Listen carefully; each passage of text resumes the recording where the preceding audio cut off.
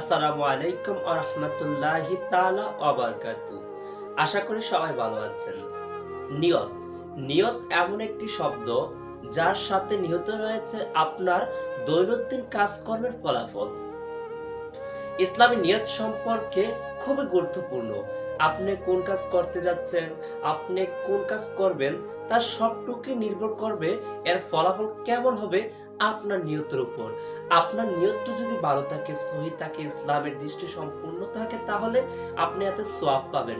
আপনার কাজটা যত ছোট হোক না কা, আপনি যদি ভালো কাজ করেন আর এর ফলাফলটা যদি আপনি ভালো পেতে চান, তাহলে অবশ্যই আপনার নিয়তটা সহি থাকতে হবে।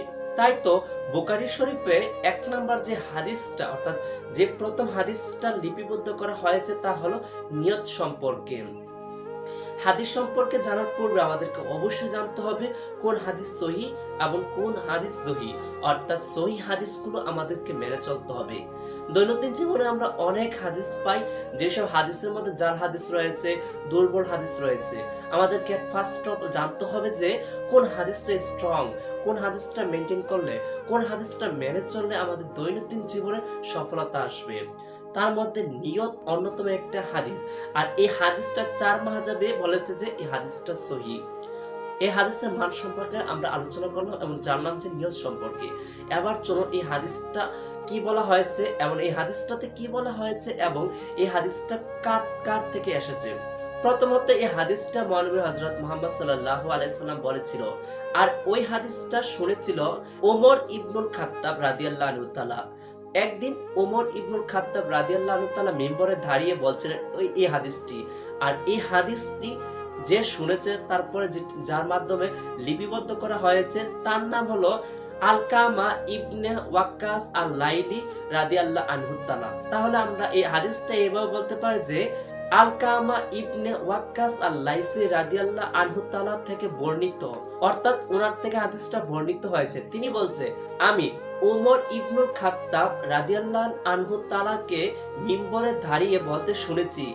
এখন কে বলছে? ওমর ইবনুল খাত্তাব বলছে যে আমি রাসূলুল্লাহ সাল্লাল্লাহু আলাইহি সাল্লামকে বলতে শুনেছি, অর্থাৎ ইরশাদ করতে শুনেছি যে প্রত্যেক কাজ তার নিয়তের সাথে সম্পর্কিত, আর মানুষ তার ফলাফল নিয়ত অনুযায়ী পায়।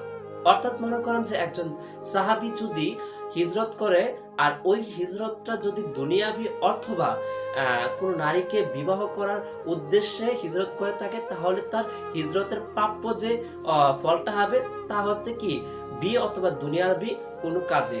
অর্থাৎ নিয়ত যদি আপনার সহি থাকে, আর তাহলে আপনি যে কাজ করুন না কেন তার ফলাফল আপনি ভালো পাবেন। আর আপনার নিয়ত যদি ভালো না থাকে, আপনার নিয়ত যদি সহি না থাকে, আপনি যে কোনো ভালো কাজ করুন না কেন আপনার ফলাফল ভালো হবে না। অতএব আমাদের দৈনন্দিন কাজকর্মে যেসব আমরা কাজ করি, এসব কাজের ফলাফলটা যদি ভালো পেতে চাই, নেকামল হতে চাই, তাহলে অবশ্যই আমাদের নিয়তটাকে সহি করতে হবে। সো ফাইনালি আমরা এটাই বলতে পারি যে আপনার নিয়ত যদি সহি হয় তাহলে আপনার ফলাফলটাও ভালো হবে, যা আমরা এই হাদিস থেকে বুঝতে পারি।